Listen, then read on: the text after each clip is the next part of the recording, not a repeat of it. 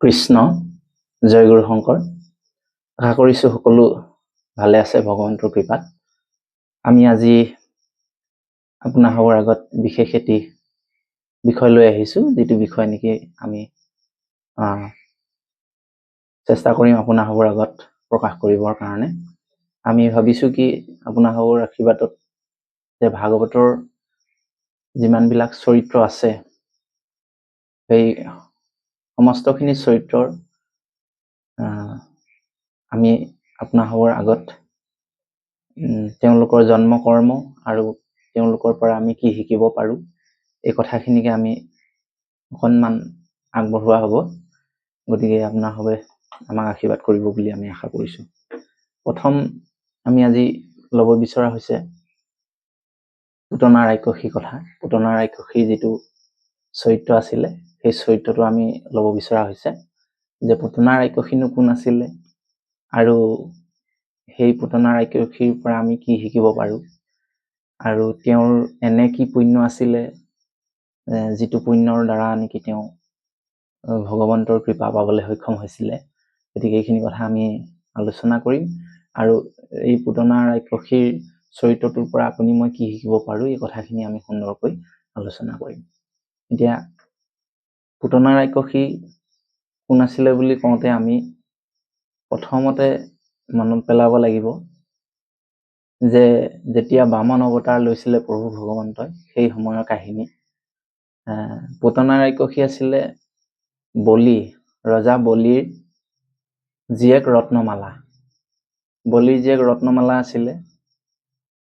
যেতিয়া বলিয়ে তেওঁ যজ্ঞ কৰি আছিলে, গোটেই মানে ত্ৰিলৈক্য জয় কৰিবৰ কাৰণে তেওঁ যজ্ঞ কৰি আছিলে। সেই যজ্ঞ কৰি থাকোঁতে যেতিয়া ব্ৰাহ্মণসকলক, দীন দৰিদ্ৰ দুখীসকলক দান পুণ্য কৰ্ম, দান ধৰ্মটো তেওঁ পালন কৰি আছিলে। যাক যেনেকৈ লাগে তেনেধৰণে তেওঁ বস্তু দান কৰিছিলে। তো তেনেকৈ দান কৰ্ম কৰি থকাৰ সময়তে প্ৰভু ভগৱন্তই বামন অৱতাৰ লৈ সেই বলিৰ সেই যজ্ঞস্থলীত পালে, আৰু সেই যজ্ঞস্থলীত গৈ পাওঁতে প্ৰভু ভগৱন্তৰ মানে যিটো ৰূপ বামন বা বটু বামন বুলিও কোৱা হয়, যে চুটি চাপৰ, দেখিবলৈ বৰ সুন্দৰ, তেওঁ মানে এটি সৰু ল'ৰাৰ নিচিনা ৰূপ ধাৰণ কৰি পেলাই গৈছিলে। আৰু সেই যজ্ঞত যেতিয়া গৈ উপস্থিত হ'লগৈ, তেতিয়া এই বলিৰ জীয়েক ৰত্নমালাই দেখি তেওঁৰ হৃদয়ত মানে মৰম ভাৱ জাগৃত হ'ল, প্ৰেম ভাৱ জাগৃত হ'ল, আৰু জাগৃত হৈ মনতে ভাবিলে যে মই যদি এনেকুৱা এটি মানে ইমান সুন্দৰ সন্তান পালোহেঁতেন, তেনেহ'লে মই তেওঁক মোৰ স্তন পান কৰোৱাই মই পৰম আনন্দ লভিলোহেঁতেন, তেনেকৈ বুলি তেওঁ ভাবিলে। তে ভগৱন্তটো অন্তৰ্যামী, তেওঁ সকলো হৃদয়তে বাস কৰে। সেইকাৰণে তেওঁ এই ৰত্নমালাৰ এই প্ৰাৰ্থনাভাগ হৃদয়তে তেওঁ শুনা পাই, গম পায় যে তাতে তেওঁ তথাস্তু, তোমাৰ মনৰ কামনা পূৰণ হ'ব বুলি ভগৱন্তই বৰদান দিলে। তাৰপিছত ইতিমধ্যে আকৌ যেতিয়া বলিয়ে 3 পদ ভূমি ভগৱন্তক দান কৰিলে, প্ৰভু ভগৱন্তই মানে যেতিয়া 3 পদ ভূমি দান লৈছিলে, লওঁতে গোটেই ত্ৰিলৈক্য যেতিয়া অধিকাৰ কৰিলে আৰু বলিকো হুতলপুৰীলৈ যেতিয়া স্থান দিলে, তেতিয়া আকৌ সেই ৰত্নমালাৰ মনত দ্বেষ ভাৱ উপজিলে। আৰু দ্বেষ ভাৱ উপজিলে, দ্বেষ ভাৱ লৈ পেলাই তেওঁ মনলৈ ভাবিলে, মোৰ যদি এনেকুৱা সন্তান হ'লহেঁতেন, গতিকে চলনা কৰা সন্তান হ'লহেঁতেন, মই তেনেহ'লে তেওঁক স্তনত বিষ দি পেলাই মাৰি পেলালোহেঁতেন, এনেধৰণে বুলি তেওঁ মনলৈ দ্বেষ ভাৱ আহিলে। তো তেতিয়া ভগৱন্তই কথাটো পুনৰ গম পালে, গম পাই সেই ৰত্নমালাক সেই কথাটোৰো বৰদান দিলে যে তথাস্তু, তোমাৰ মনৰ আশা পূৰণ হ'ব। তো এনেধৰণে 2টা বৰদান দি দিলে, আৰু সেই 2টা বৰদান কিন্তু সেই জন্মত তেওঁ পূৰণ হোৱা নাই। সেই ৰাজকুমাৰী ৰত্নমালাই পিছৰ জন্মত আহি মানে পুতনা ৰাক্ষসী হিচাপে জন্ম হৈছে। অঘাসুৰৰ ভনীয়েক পুতনা ৰাক্ষসী। গতিকে সেই পুতনা ৰাক্ষসী আহিলে, যেতিয়া মানে আহি পেলাই তেওঁ এইটো জন্মত কালক্ৰমত আহি আহি ভগৱন্ত কৃষ্ণ অৱতাৰ ধাৰণ কৰিলে। অৱতাৰ ধাৰণ কৰিয়ে যেতিয়া গকুলত লালিত পালিত হৈ আছে, তেতিয়া মানে সেই কংসই সেই পুতনা ৰাক্ষসীক মাতি সেই কৃষ্ণক মাৰিবৰ কাৰণে পঠিয়াইছিলে। আৰু পুতনা ৰাক্ষসীৰ সেইটো জন্মত কামেই তেওঁৰ মানে শিশুসকলক বিষ দি পেলাই বধ কৰা, সেইটো কাম তেওঁ মানে কৰি আছিলে কংসৰ আদেশত। গতিকে সেই কৃষ্ণকো মানে তেনেধৰণে পঠিয়ালে যে মাৰিবৰ কাৰণে। আৰু যেতিয়া গ'ল, তেওঁ গৈ পেলাই এজনী সুন্দৰ অপেশ্বৰাৰ দৰে তেওঁ এটা ৰূপ, মায়া ৰূপ ধাৰণ কৰি পেলাই সেই ঠাইলৈ গ'ল। আৰু ঠাইলৈ গৈ পেলাই তাত থকা এই যশোদা আৰু ৰোহিণীক মানে চল চাতুৰি কৰি পেলাই কৈছেগে আৰু বোলে, মই এগৰাকী ব্ৰাহ্মণী, মোৰ স্বামী এজন পৰম তপস্বী ব্ৰাহ্মণ, গতিকে মই এগৰাকী পতিব্ৰতা স্ত্ৰীও, গতিকে মোৰ যি পতিব্ৰতা ধৰ্ম, পতিব্ৰতা গুণ, এই গুণটোত সন্তুষ্ট হৈ স্বামীয়ে মোক দুটা বৰদান দি ৰাখিছে। বোলে বৰদান দুটা কি? যে প্ৰথমটো হৈছে যে মোৰ আশীৰ্বাদ কেতিয়াও বিফলে নাযায়, এইটো এটা আশীৰ্বাদ। আৰু দ্বিতীয়টো আশীৰ্বাদ হৈছে মোৰ স্তনত অমৃত আছে। এই অমৃত যদি কোনোবাই পান কৰে, তেনেহলে তেওঁ অমৰ আৰু চিৰঞ্জীৱী হৈ পৰে বুলি যশোদা আৰু ৰোহিণীয়ে ক'লে। তেতিয়া যশোদা আৰু ৰোহিণীয়ে ভাবিলে কি, মোৰ সন্তান বা যশোদাই ভাবিলে মোৰ কৃষ্ণ যদি চিৰঞ্জীৱী হৈ পৰে, তেনেহলে কিমান ভাল কথা হ'ব। এনেধৰণে বুলি তেওঁ চলনাময়ী কথাত চল গৈ পেলাই তেওঁক স্তনপান কৰাবৰ কাৰণে কৃষ্ণক কোলাত তুলি দিলে। তো তেতিয়া কি হ'ল, সেই আগৰ জনমত দি থোৱা প্ৰভু ভগৱন্তৰ দুটা বৰ এইখিনি সময়তে তেওঁৰ মানে কি হৈছে, সফল হৈছে। যে প্ৰথমটো হৈছে যে মোৰ যদি এনেকুৱা এটা সন্তান হ'লহেঁতেন, মই স্তনপান কৰাই মাতৃত্ব অনুভৱ কৰিলোহেঁতেন, মাতৃত্ব সুখ অনুভৱ কৰিলোহেঁতেন নে বুলি যেতিয়া কৈছিলে, এই বৰদানটো এইখিনি সময়ত তেওঁৰ সফল হৈছে। মাকৰ দৰে তেওঁ কোলাত লৈ ভগৱন্তক মানে দুধ পান কৰাবৰ কাৰণে ভাগ্যৱান হৈছে। দ্বিতীয়টো বৰদান হৈ গ'ল যে তেওঁৰ লগতে সেই স্তনত তাৰমানে বিষ দি পেলাই আহিছিলে, যে কৃষ্ণক মাৰিবৰ কাৰণে বিষ দি পেলাই লৈ আহিছিলে, বিষত লগাই যাতে কৃষ্ণক বধিব পাৰো, এই চিন্তা লৈ আহিছিলে। গতিকে দুয়োটা বৰ ইটো জন্মত পুতনা ৰাক্ষসী মানে ভগৱন্তই দিয়া বৰ দুটা সফল হৈছে। গতিকে যেতিয়া ভগৱন্তই তেওঁক সেই স্থানত যেতিয়া তেওঁ স্তন শুহিবলৈ আৰম্ভ কৰিলে, স্তনৰ সহিতে পুতনা ৰাক্ষসীৰ প্ৰাণটো শুহিবলৈ আৰম্ভ কৰিলে। আৰু লগে লগে পুতনা ৰাক্ষসীয়ে বিষত থাকিব নোৱাৰি নিজৰ যিটো ৰূপ, সেই ৰূপটো মানে পুনৰ তেওঁ ঘূৰাই আনিলে। ঘূৰাই আনি পেলাই তেওঁ মানে এই মহান বৃহৎ আকাৰ ৰূপ লৈ পেলাই তেওঁ লাষ্টত প্ৰাণ বচাব নোৱাৰি মৃত্যু মুখত পৰিলে। গতিকে আমি স্বাভাৱিকতে কাহিনীটো এইখিনিলৈকে বুজিব পাৰো।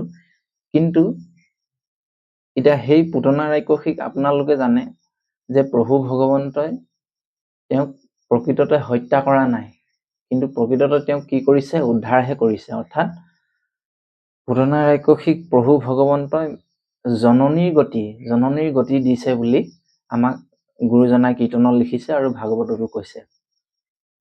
চাওকচোন বাৰু, প্ৰভু ভগৱন্ত কিমান কৃপালু, মানে কিমান কৃপালু, কিমান দয়ালু। গতিকে তেওঁ সেই কৃষ্ণক বধ কৰিবলৈ যোৱাৰ সত্ত্বেও সেই পুতনা ৰাক্ষসীক ভগৱন্তই কি কৰিছে, জননীৰ গতি প্ৰদান কৰি পেলাই তেওঁ নিজৰ ধামলৈ লৈ গুচি গ'লগে। তেওঁ ভগৱন্ত এই লীলাখিনিৰ পৰা আমি কেইটামান বৰ ধুনীয়া কথা বুজিব পাৰো। যে পুতনা ৰাক্ষসীৰ পৰা আমি কি কি বুজিব পাৰো, যে প্ৰথম কথাটো হ'ল যে আপোনাক মোক কৈছে বাহিৰৰ ৰূপত ভুল নাযাবা। অৰ্থাৎ মায়াটোক বা মিছাটোক আপুনি মই চিনি পাব লাগে। যেনেকে যশোদা আৰু ৰোহিণীয়ে বাহিৰৰ ৰূপটোক দেখা নাছিল, হয়নে? ভিতৰৰ ৰূপটো দেখা নাছিল, বাহিৰৰ ৰূপটো দেখি পেলাইহে তেওঁলোকে সঁচা বুলি ভাবিছিল, কিন্তু প্ৰকৃততে সেইটো সঁচা নহয়। তেওঁ দেখিবলৈ শুৱনি, কিন্তু ভিতৰত কি লৈ আহিছে? কপট লৈ আহিছে। গতিকে সেইটো বস্তু আমি পুতনা ৰাক্ষসীৰ পৰা শিকিব লাগে। অৰ্থাৎ আপুনি মই পুতনাৰ এইটো বুজিব পাৰো যে সংসাৰত বহুত মিঠা মিঠা কোৱা মানুহ, ভাল ভাল সঁচা কথা কোৱা নিচিনা যেন অনুভৱ হোৱা মানুহ আপুনি মই লগ পাম, আৰু দেখিবলৈ বহুত সুন্দৰ সুন্দৰ মানুহ আপুনি মই লগ পাম। কিন্তু সেইসকলৰ প্ৰথমতে যিসকল মিঠা মিঠা কথা, সেইবোৰ প্ৰথমতে ভাল লাগে, শুনিবলৈও ভাল লাগে, সঁচা যেন অনুভৱ হয়, আৰম্ভণিতেই ভাল লাগে, কিন্তু শেষত আপোনাক মোক বিপদত পেলায়। গতিকে সেই ধৰণৰ মিছা মায়াৰ পৰা আপোনাক মোক বাচি থাকিবলৈ কৈছে। তাৰপিছত দ্বিতীয় কথাটো হ'ল যে প্ৰভু ভগৱন্ত ইমানেই কৃপালু যে শত্ৰু ভাৱনা লৈ, অৰ্থাৎ দ্বেষ ভাৱে লৈ আহিলেও প্ৰভু ভগৱন্তই আপোনাক মোক কৃপা কৰে। প্ৰভু ভগৱন্তই কৃপা কৰে। সেইকাৰণে মাধৱ গুৰুজনাই কৈছে, জ্ঞানে বা অজ্ঞানে মাধৱৰ নাম, যিটো জনে ফুৰে স্মৰি মূৰতাংক বুলি হাতে চক্ৰ তুলি ৰাখিয়া ফুৰন্ত হৰি। কোনোবাই জ্ঞানে অজ্ঞানে ঈশ্বৰৰ নাম যদি উচ্চাৰণ কৰি থাকে, লৈ থাকে, তেনেহলে সেইজনকো ভগৱন্তই কৃপা কৰে বুলি কৈছে। ইয়াৰ উদাহৰণেই হৈছে কংস আৰু পুতনা।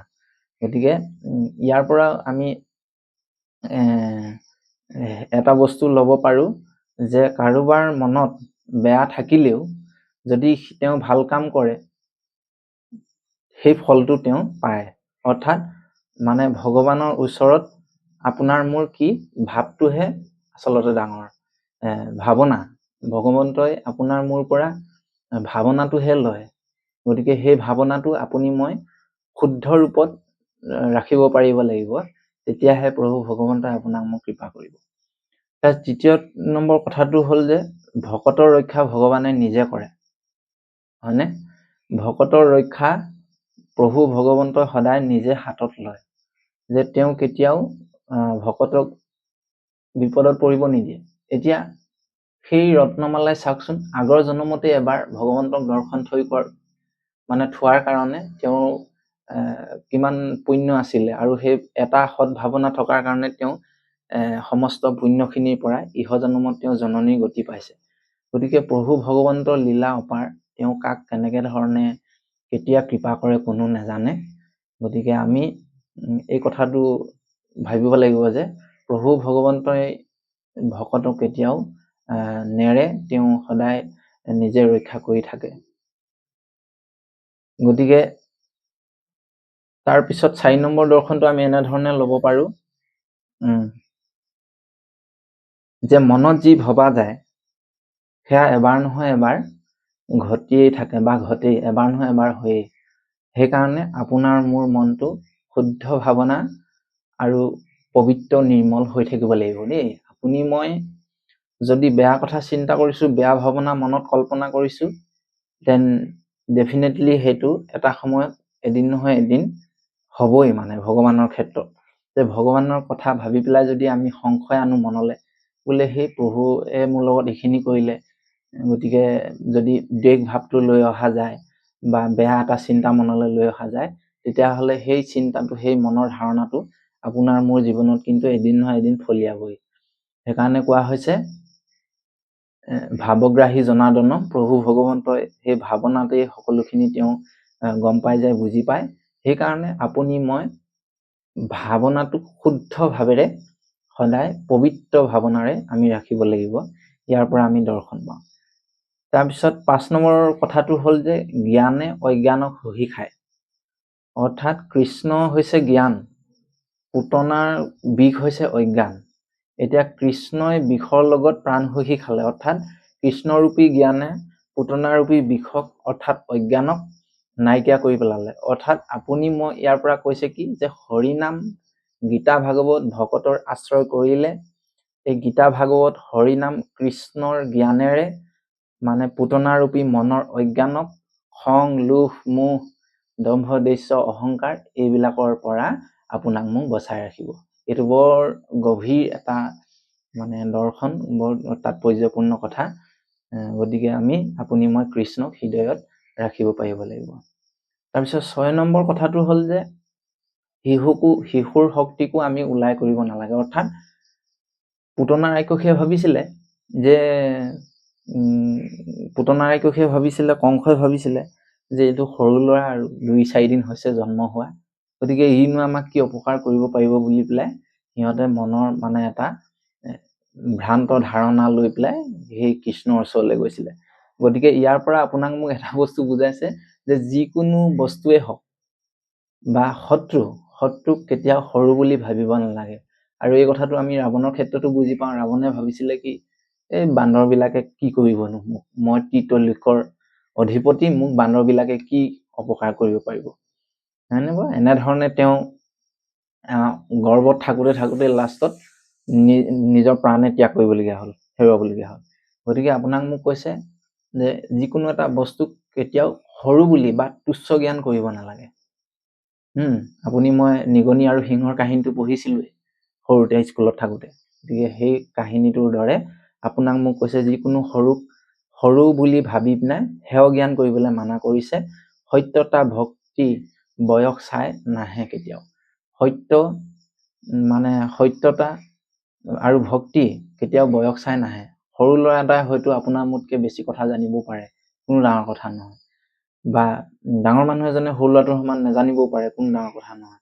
আৰু এই কথাটো স্বয়ং হনুমন্তই কৈছে, তাক ৰাৱণক কৈছে যে ৰাৱণক কৈছিলে যে হে ৰাৱণ, তুমি তোমাৰ কল্যাণ যদি বিচাৰা তেনেহলে মাতা জানকীক পৰশুৰামৰ চৰণত সুশৰীৰে উভতাই দিয়া, তেতিয়া তোমাৰ কল্যাণ হ'ব, তোমাক মাফ কৰি দিব। তেতিয়া ৰাৱণে কৈছিলে কি বোলে এতিয়া মোক বান্দৰে শিক্ষা দিবলৈ আহিছে, বান্দৰৰ পৰা মই এতিয়া শিক্ষা ল'ম। তেতিয়া হনুমন্তই কৈছিলে যে আমাৰ পৰশুৰামে এটা কথা কয় যে ভাল শিক্ষা য'ৰ পৰাই পোৱা যায় লৈ ল'ব লাগে। সি লাগিলে সৰুৱে হওক ডাঙৰে হওক, লাগিলে যেনেকুৱাই যোন নহওক, ভাল শিক্ষা পালে লৈ ল'ব লাগে। গতিকে আপোনাক মোকো কৈছে, গতিকে সৰু বুলি ভাবি হেয় জ্ঞান আপুনি মই কৰিব নালাগে। এই কথাটো বৰ সুন্দৰকৈ কৈছে। আৰু আপোনালোকে চাওকচোন, সেই ভাগৱত যে শুনিছিলে সুখদেৱ দেখোন ইমান বিজ্ঞ ঋষিসকল থাকোঁতেও সেই 16 বছৰীয়া সুখদেৱকহে ভাগৱত কথা ক'বলৈ দিছিলে, হয়নে বাৰু? কিন্তু আজিৰ তাৰিখত আমাৰ ওলোটাটো হৈ আছে। কিছুসকল ভকতৰ মনত অহংকাৰ আহে, এইটো বোলে সৰু ল'ৰা, কালি পঢ়ি ল'ৰাই কি জানে, কি কথা ক'ব ই, হয়নে বাৰু? কালি পঢ়ি ল'ৰা ই ভাগৱতৰ কথা কি জানে, নুশুনো আকৌ সৰু ল'ৰাটোৰ মুখে। আমি ইমান জ্যেষ্ঠসকল থাকোঁতে সৰু ল'ৰাটোৰ মুখে কেলে ভাগৱত শুনো? এনেধৰণৰ বহুত অহংকাৰ মনত থকা আমি দেখা পাওঁ। গতিকে আচলতে সেইটো হ'ব নালাগে। ভগৱন্তই কৈছে চাণ্ডালে নাম ল'লেও শ্ৰদ্ধা কৰিবা। গতিকে আপুনি মই এনেধৰণে ইয়াৰ পৰা ল'ব লাগিব যে 7 নম্বৰ দৰ্শনটো হৈছে গোটেই সংসাৰখনেই হৈছে আপোনাৰ মোৰ এই পুতনা বুলি কৈছে। গতিকে আমাৰ গুৰুজনাইও কৈছে যে এই সংসাৰখন এখন পুতনাৰ দৰে। পুতনা তাৰমানে বাহিৰে দেখিবলৈ ধুনীয়া, বাহিৰত দেখিবলৈ ৰংচঙীয়া, কিন্তু ভিতৰখন মায়ামোহৰ পিয়াহ, ভিতৰখন কিন্তু একেবাৰে গেলা। অৰ্থাৎ ভিতৰ পৰিস্থিতিটো একেবাৰে বেয়া। আপোনাক মোক চল পালেই কেনেধৰণে বিপদত পেলাওঁ বুলি এই সংসাৰখনে কিন্তু বিচাৰি থাকে। প্ৰথমতে লোভ দিব, তাৰপিছত আপোনাক মোক বিপদত পেলাব। গতিকে এই সংসাৰখনেই তেনেকুৱা আচলতে। সেইকাৰণে কোৱা হৈছে যে ইয়াৰ পৰা আপুনি মই এটা বস্তু শিক্ষা ল'ব লাগিব যে সংসাৰতে আপোনাক মোক থাকিবলৈ কৈছে, কিন্তু আসক্ত হ'বলৈ মানা কৰিছে। যিকোনো বস্তুৰ প্ৰতি আপোনাৰ মোৰ আসক্তিটো, নিচাটো থাকিব নালাগে যে এইটো বস্তু মোক লাগিবই, এইটো বস্তু নহ'লে মোক নহ'বই, বোলে গধূলি সময়ত এই চাদা অকণ মোক বোলে লাগিবই, চাদা অকণ নহ'লে নহয়েই, এনেকুৱা ধৰণৰ কণ্ডিশ্যন ৰাখি থ'বলৈ মানা কৰিছে। অৰ্থাৎ সেইটো আসক্তি বুলি কোৱা হৈছে। এই আসক্তিটো থাকিলে আপোনাৰ মোৰ মায়াত হাবুডুবু খাব লাগিব। গতিকে সেইকাৰণে কৈছে আসক্তি, যিকোনো এভৰিথিং, অকল সেইটো বুলিয়ে নহয়, এভৰিথিং বস্তু, সংসাৰৰ এভৰিথিং বস্তু আপুনি মই কি কৰিব, আসক্ত হ'বলৈ মানা কৰিছে। গতিকে এই সংসাৰতে থাকি আসক্ত নহয় যদি প্ৰভু ভগৱন্তক কৃষ্ণ ভক্তিটো আপুনি মই জীয়াই ৰাখিব পাৰোঁ, কৃষ্ণক ধৰি ৰাখিব পাৰোঁ, তেনেহ'লে সংসাৰৰ যিটো বিষে, অৰ্থাৎ পুতনাৰূপী বেয়া বস্তুৱে বিষে আপোনাক মোক একো ক্ষতি কৰিব নোৱাৰিব। এইটো বৰ সুন্দৰ দৰ্শন দিছে। গতিকে এই কথাখিনিকে আপুনি মই ব্যৱহাৰিক জীৱনত কেনেধৰণে আগবঢ়াম, কেনেধৰণে খটুৱাম, এই কথাখিনি বৰ সুন্দৰকৈ কৈছে। যে কাৰোবাক মানে আপুনি মই বিশ্বাস কৰি লোৱাৰ আগতে সেই বস্তুটোৰ বিষয়ে অকণমান জানি ল'বলৈ আপোনাক মোক কোৱা হৈছে, হয় নে নহয়? এতিয়া পুতনা ৰাক্ষসীক জানিবলৈ ইচ্ছা নকৰিলে তেওঁলোকে, গতিকে নকৰাৰ কাৰণে এই ঘটনাটো ঘটিছিলে। বাৰু যে সেইকাৰণে আপোনাক মোক চাই চিতি যিকোনো কাম কৰিবলৈ কৈছে। তাৰপিছত ক'লে যে ল'ৰা ছোৱালীক আমি সদায় এনেধৰণৰ এই বেয়া বস্তু অৰ্থাৎ পুতনাৰ পৰা ৰক্ষা কৰিব লাগে, অৰ্থাৎ শাৰীৰিক আৰু মানসিক দুয়োটা দিশৰ পৰা ল'ৰা ছোৱালীক আপুনি মই টনকিয়াল কৰি ৰাখিব পাৰিব লাগিব, পুতনাৰ বিষৰ পৰা বচাই ৰাখিব পাৰিব লাগিব, এই কথাটো কৈছে। কাৰণ সৰুৰ পৰা সংস্কাৰ দিলেহে ল'ৰা ছোৱালী ভৱিষ্যতলৈকে এটা ভাল পৰ্যায়ত আহিব পাৰে। তাৰপিছত কৈছে যে মিছা প্ৰশংসাত নুফুলিবা বুলি কোৱা হৈছে। আপোনাক মোক মিছা প্ৰবঞ্চনাত ফুলিবলৈ মানা কৰিছে, একো বাজ বিচাৰ নোহোৱাকে। পুতনাৰ দৰে প্ৰথমতে মিঠা ক'বলৈ আহিব আপোনাৰ মোৰ লগত, ভাল কথা কৈ, ছলনাময়ী কথা কৈ আপোনাৰ মোৰ লগত ভাল হ'বলৈ বিচাৰিব, আৰু তাৰ পিছত কি কৰিব, শেষত বিষ দিবলৈ চেষ্টা কৰিব, উভতি যুঁজিবলৈ চেষ্টা কৰিব, আপোনাক মই অপকাৰ কৰিবলৈ চেষ্টা কৰিব। গতিকে ইয়াৰ পৰা আপোনাক মোক বাচিবলৈ কৈছে। তাৰপিছত পাওঁ আমি নাম লোৱা, অৰ্থাৎ পুতনা বধ কীৰ্তন, যিটো মানে পুতনাৰ পৰা আপুনি মই এটা বস্তু বুজিব পাৰো যে ঈশ্বৰ কৃষ্ণক প্ৰাধান্য কৰিলে মনৰ পৰা পুতনাৰূপী ৰাক্ষসবিলাক আঁতৰ হয়। এতিয়া সেইকাৰণে কোৱা হৈছে যে পুতনা, পুত যোগ অনা পুতনা, পুয় যোগ না পুতনা, সন্ধিটো পুয় যোগ না পুতনা। গতিকে পুয় মানে হৈছে দুৰ্গন্ধ, সংস্কৃতত পুয় মানে হৈছে দুৰ্গন্ধ, না মানে নাই, অৰ্থাৎ যি দুৰ্গন্ধ নাশ কৰে। অৰ্থাৎ যি দুৰ্গন্ধ নাশ কৰে বুলি কোৱা হৈছে, অৰ্থাৎ যি গোন্ধক নেকি আমি আঁতৰাব লাগিব, সেই গোন্ধক আঁতৰাবলৈ কি কৰিব লাগিব, কৃষ্ণই আমাৰ মনৰ পৰা অৰ্থাৎ কুভাৱৰ দুৰ্গন্ধ নাশ কৰে বুলি কোৱা হৈছে। অৰ্থাৎ পুতনাৰূপী দুৰ্গন্ধক কৃষ্ণৰূপী ভগৱন্তই, কৃষ্ণৰূপী নৌকাই, কৃষ্ণৰূপী নামে আপোনাৰ মোৰ মনৰ মলিনতা নাশ কৰে। সেইকাৰণে বৰ সুন্দৰ এইটো দৰ্শন দিছে যে ইয়াৰ পৰা আপুনি মই এনেধৰণে এইকেইটা কথা বুজিব লাগিব। গতিকে এনেকুৱা একোটা বৰ সুন্দৰ চৰিত্ৰ ভাগৱতত আছে। আমি আপোনাৰ সবৰ আগলৈ এটিকৈ চৰিত্ৰ আৰু তাৰ পৰা কি শিকিব লাগে এই কথাখিনি আমি নিশ্চয় প্ৰকাশ কৰিম।